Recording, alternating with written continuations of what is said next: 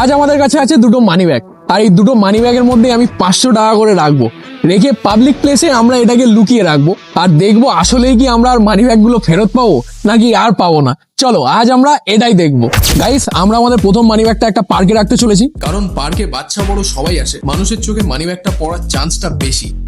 Guys, এখন আমরা এসেছি শপিং মলে, আর এখানেই আমরা আমাদের নেক্সট মানি ব্যাগটা লোকাবো। আমরা আমাদের দ্বিতীয় মানি ব্যাগটা শপিং মলে ঝুলে থাকা একটা প্যান্টের পকেটে রেখে দিলাম।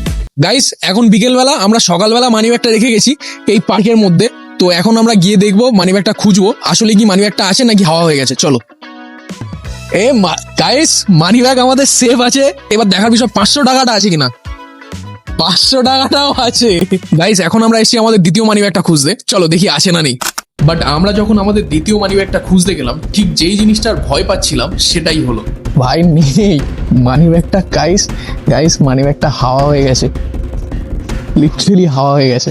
গাইস, আমি তো আমার মানি ব্যাগটা আর খুঁজে পেলাম না, কিন্তু তোমরা সাবস্ক্রাইবটা করে নাও, নাহলে দ্বিতীয় দিন থেকে তোমরা আমাকে আর খুঁজে পাবে না।